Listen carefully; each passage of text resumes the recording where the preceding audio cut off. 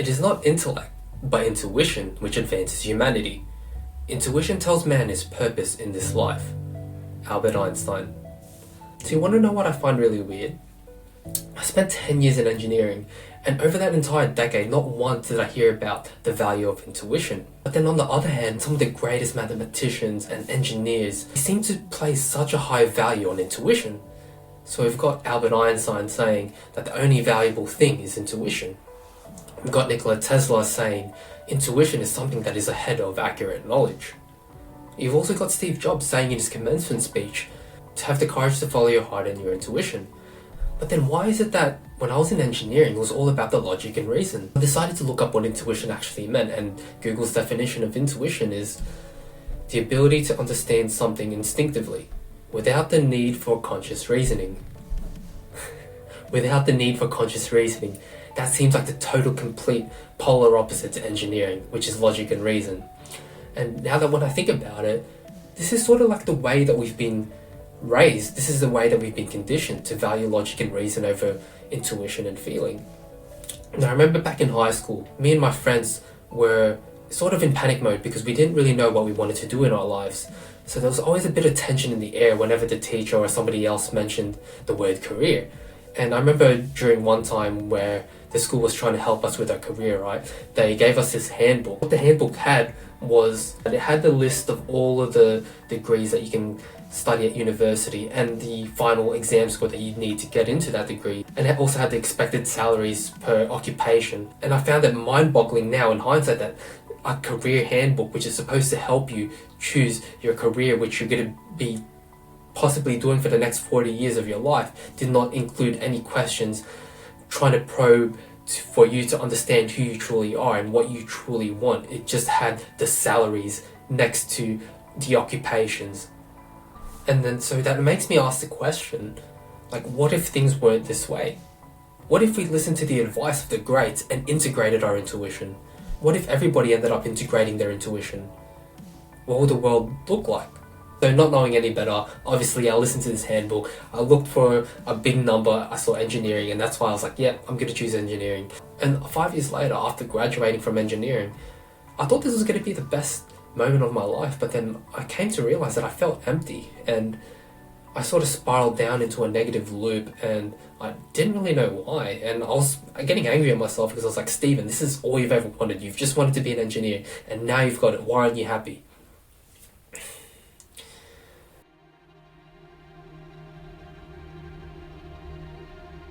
Now looking back, I think this is what people mean when they say a quarter-life crisis. I think that's what I was going through. And one thing I've noticed about a quarter-life crisis is that a symptom of it is that you can't logic your way out of a negative emotion. So just for example, like with me, I couldn't logic my way out of thinking, Stephen, you should be happy right now because you're an engineer and this is all you've ever wanted. But then I still had that negative feeling.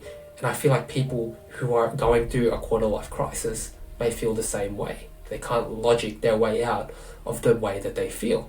So after a few months of me trying to run away from how I felt, I realized this wasn't working. Like, I can't find the way out of it. I can't logic my way out of this. So I felt like my only logical solution at that point was to surrender the logical mind, to let it go. And then I think this is one of the most terrifying things for us to do, which is to let go of the logical mind. Because when we look back at our life, it was our logical mind which had got us the accomplishments, the degree, the X, Y, Z. So letting go of it is sort of like letting go of a part of ourselves that we are so intimate with and we are so familiar with getting us to where we want to go. And I think the main reason why people have quarter-life crises, it's when a part of themselves has been repressed for so long and it starts to come out and it starts to make itself known. If you pile enough junk in your closet, one day when you are least prepared, the door will spring open and all of what has been packed inside will bury you. Why does it have to be this way? Why does the emotional side of us have to try to come up and try to make itself known? Why can't we just rely on logic and reason? So scientists have found that there are actually two parts of the brain. We've got the left brain, which is the logic and reason, and we've got the right brain, which is feeling and intuition and creativity. And I believe that everything in nature strives towards balance. And even our brains act in the same way. Everything in nature strives towards balance. Changes in air temperature are balanced by wind. Differences in temperature are compensated by thermal exchange. Wherever there is excess potential of any energy form, balanced forces emerge to correct the imbalance. Now, this is an excerpt from the book Reality Transurfing, pretty chunky book, and this was actually recommended by one of our community members, On, so shout out to On for recommending me this book. And if you're interested in joining the free Discord community, link down in the description below. Don't be a stranger, come say hi. I'd love to connect with you and hear your story. Feel free to reach out.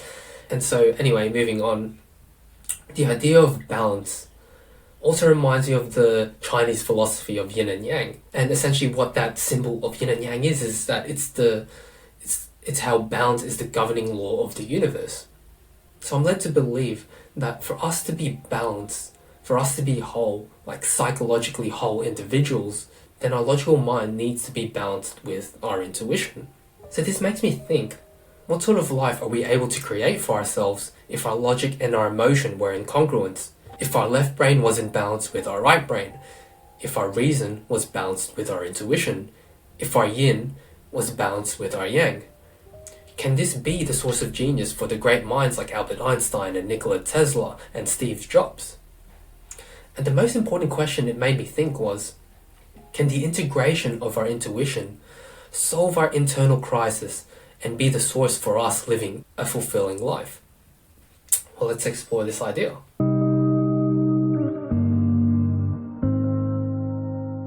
Have you ever heard of the saying, do what you love and you'll never work a day in your life? Well, I've heard that 1,000 times and it always seemed so unpractical to me. But now that I think about it, perhaps doing what you love actually means doing the work you want to do coming from a place of psychological wholeness. Coming from a place where your feelings and your intuition is balanced with your logic and reason. So I was thinking, before we're able to actually follow this advice of doing what you love, that we first need to seek inner harmony first to balance out our logic with our intuition. So when I had this idea, I thought I had it all figured out. I was like, yep, great. I just need to integrate my intuition back into my life, and then I'm gonna ride off into the sunset and have an awesome and fulfilling life. Seems pretty sound, right? And so at the start of that, it was actually pretty amazing integrating your intuition and, your creative and your feeling side of you back into your life, because you start to see the world through the lens of possibilities and opportunities. And I think this is what psychologists actually mean when they say connecting to your inner child, because when you think about it, children don't really think with limitations, because they haven't been conditioned with fear and logic of being practical. They're able to go out and dream without limits. And I feel like when you integrate your creative side, it's sort of like getting in touch with that inner child, that version of you who is able to dream without limits. And it's all well and good to have this spark within you, this youth-like approach to the world, until you hit this wall of resistance. So a year after me integrating intuition back into my life and then, dreaming big and all of that, I realized that I made absolutely zero progress towards actually making my dreams into a reality. And the most frustrating thing as well was that I didn't know why. I didn't know what was wrong. And just a fun fact, I actually wanted to make this YouTube channel back in 2019, and it took me 3 years. 3 years of procrastinating and going around in circles and not actually doing it because of resistance and fear. So I came across this quote in this book by Dale Carnegie, and it really struck with me, and I want to read it out to you guys. And it goes, "Most people go through college and learn to read and master the mysteries of calculus without ever discovering how their own minds function." And this really made me think, because if we spent our whole life in school basically training up our logical mind, then I reckon it'll take a lot more effort and time and strategy to train up our intuitive mind. And that's why the sponsor of today's video is my own Higher Self one-to-one coaching program. And essentially how this program works is that it's divided up into 3 different phases. And the first phase, which is the alignment phase, is all about what we're talking about right now, which is connecting back to your intuition. And essentially this program is going to teach you what they didn't teach us in school. It's going to teach you the tools which were actually used by people like Steve Jobs and Albert Einstein and Nikola Tesla to connect to their intuition. And once you're able to connect to your intuition, you're also going to learn how to integrate it. So you're going to be able to use your intuition as a guiding compass in your life. So if you've ever looked at the entrepreneurs and wondered how they were able to do things without a blueprint, this is how they do it. They use their intuition as their compass. So if you're interested in this program, link down in the description below to book a call with me. And anyway, moving back to the video.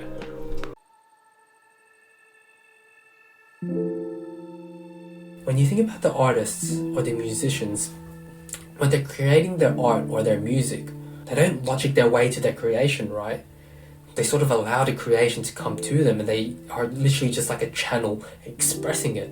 And this sort of reminds me of that sentiment, that saying, I don't chase, I attract. And when I think about the artists and the musicians, it seems like the way that they operate, their operating system seems to be so contrary to the way that we were raised, the way that we were taught to think, which is act with logic and reason. What the artists and musicians seem to be doing is sort of like a leap of faith. And that's what I find so interesting about the creatives. They seem to take this leap of faith every single day when they are in their mode of creation, when they are creating. It seems like they are undergoing a voluntary surrendering of the logical mind to make way for the intuitive and creative mind. So take for instance somebody who writes fictional stories. So I was actually studying how these types of people write, and what I've come to learn is that they don't know what they're going to write. They just start writing, and as they write, with each stroke of the pen or with each type of the keyboard, that the world is literally rendering as they go, and they're sort of just, it's basically the story getting channeled through them, and they're just a vehicle through which it is getting expressed. So they are essentially in it for the ride as much as the reader. They seem to call things not seen as though they were.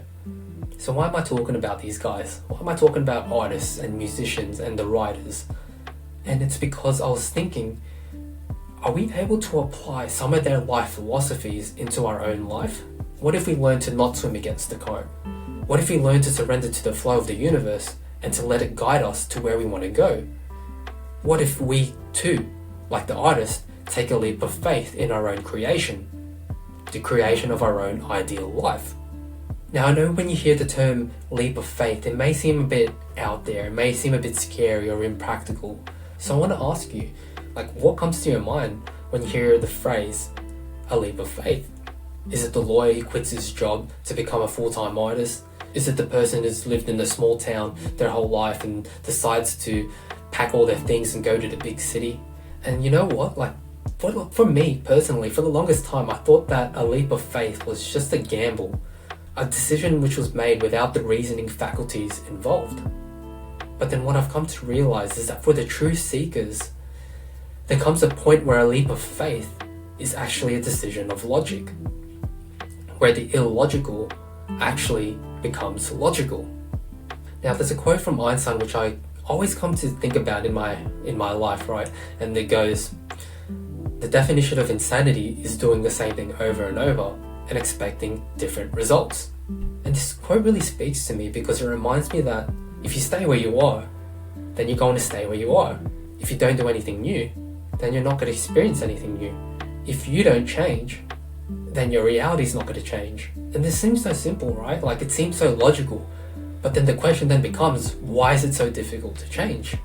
And I think it's because subconsciously we ascribe what is known to what is logical and what is unknown to what is illogical.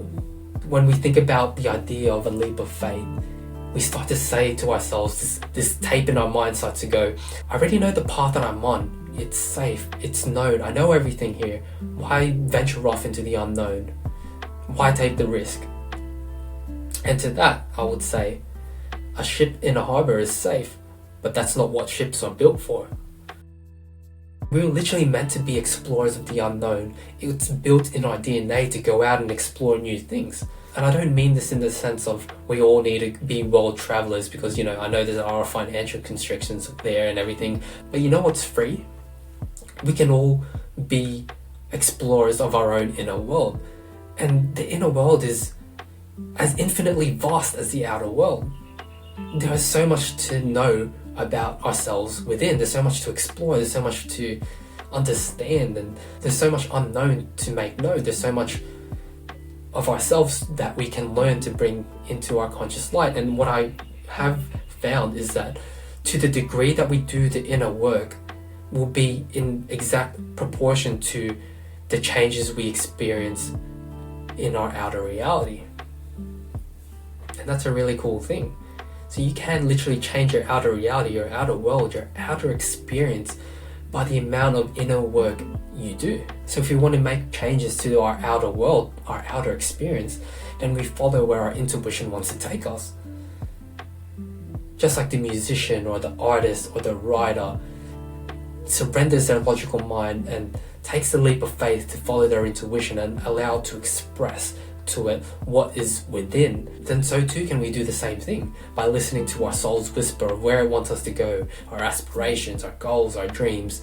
And the world is literally like our canvas, and we are the paintbrush, and our imagination is the artwork which we want to bring to the world, which is our basically the life that we want to create for ourselves. And now this may all sound all well and dandy and good, and you may be thinking, yeah, Steven's starting to sound like a motivational speaker.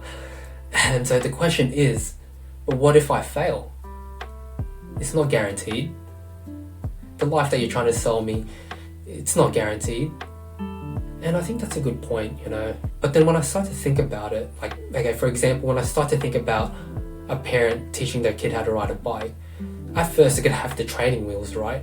But then any good parent knows that at some point they're going to have to take the training wheels off, so the kid's going to be able to ride a bike without the training wheels to ride on their own. But then the parent also knows that in doing so, in taking off the training wheels, that there's going to be a chance that the kid's going to fail. There's going to be a chance that they fall down, they hurt themselves, they get a few bruises on their elbow, on their hands, and they're going to be hurt. But the parent knows that failure is part of the journey. It's a part of the journey of the child being able to ride the bike on their own. I feel like it's the same thing in life. It's as if we're taking the safety wheels off when we go and venture off into the unknown. But in a similar way, failure is part of the journey. Falling down is part of the journey, and unless you're willing to fail and fall down, then you're not going to be able to reach where you want to go. And then you may think to yourself, yeah, failure is part of the journey, alright, but what if I just waste my time trying and things don't work out? And I think this is another trap, and it is something which I've fallen into a lot. This trap of wasting my time trying because there's no guarantee of success. And this is what keeps people trapped in staying with what they know. Their intuition is telling them to go out and try something new, but then they realize that something new is not guaranteed. Their intuition is telling them to go out and chase their dreams, but then they realize that their dreams aren't guaranteed. And I actually feel this on a personal level. So for the past 18 months, so 1.5 years, my YouTube channel has actually been pretty stagnant, like zero growth. It's actually gone negative growth. There's actually no guarantee that my channel will actually grow anymore.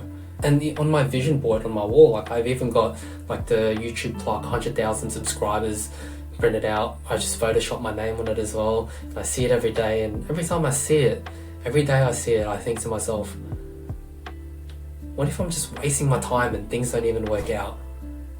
Like, how does somebody even answer that question? So in the late 1980s, scientists actually built this big ass building, and it had like a forest and a desert and an ocean, and they tried to basically simulate Earth in this building. And the reason for that was because they wanted to see if they can sustain an environment inside a building which can live in outer space. But what they ended up finding was the scientists were puzzled by the fact that trees within the project repeatedly failed to achieve maturity before they fell over. Later, they realized that trees needed wind in order to grow strong. Exposure to winds causes the growth of stress wood, which is the core of the tree's strength and integrity. Winds also cause the root system to strengthen. So when I read this, I was thinking, can this be the same thing for humans as well? Can it be that the resistance that we are feeling in our lives be the roots that we need to build our character? And when I thought about it, when I thought about all the entrepreneurs and the writers and creatives and artists who went out and chased their dream, a lot of them had a lot of failures before they ended up getting their big break and their success. So when I think about Edison, he says, I didn't fail 1,000 times. The light bulb was an invention with 1,000 steps. And when I think about someone like J.K. Rowling, apparently she was rejected like 12 times before she actually got her big break and got Harry Potter to be accepted. And there's such a long list of artists and entrepreneurs and a lot of the greats. So then I thought to myself, what if I were to be able to have these people right in front of me right now, and I'm able to ask them the question, what if I follow my intuition and it's just a waste of time? And you know what? I think that every single one of those people will say that it's part of the journey, that they needed to go through the hardships to actually get to where they were, that it was preparing them. Just like the tree has the resistance of winds to strengthen its roots, then so too do their failures that they experience build the roots of their character. Bamboo can barely be seen for the first 5 years as it builds extensive root systems underground before exploding 90 feet in the air within 6 weeks. So then I asked myself, what if this bamboo tree can talk and I can talk to this bamboo tree?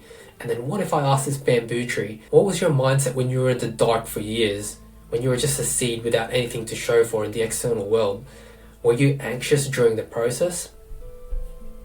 I think the bamboo tree would reply to me and say something along the lines of that it knows that it was just in its nature, knowing that there'll come a day when its roots are strong enough to support it, and its years of effort will show up in the world. I think it would say to me that it doesn't feel any anxiety because it knows itself and it knows its nature.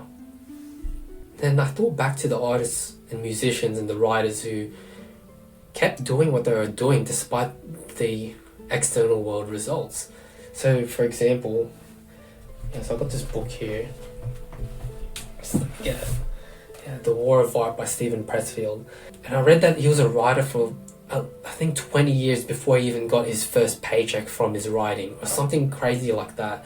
And it astounds me, like the people who have this crazy ass mindset, like they are just set on their path despite not making any money for their works. They just know that it's a part of their nature to do what they're doing, to express and to write, just like Steven Pressfield. And so when I think about the entrepreneurs and the artists and the musicians and writers, they all remind me of basically like this bamboo tree. It's as if they had this inner knowing within themselves that things are going to pan out, things are going to be fine if they just stick to their nature, and then their nature is them self-expressing, that things are going to pan out in the end. And I feel like every single one of these people have this element of amor fati, which is a love of fate. Now there's this really sick quote from Terence McKenna. Terence McKenna is such a G, I like him. And this quote goes, "Nature loves courage. You make the commitment and nature will respond to the commitment by removing impossible obstacles. Dream the impossible dream and the world will not grind you under. It will lift you up. This is the trick. This is what all the teachers and the philosophers who really counted, who really touched the alchemical gold, this is what they understood. This is the shamanic dance in the waterfall. This is how magic is done. By hurling yourself into the abyss and discovering it's a featherbed."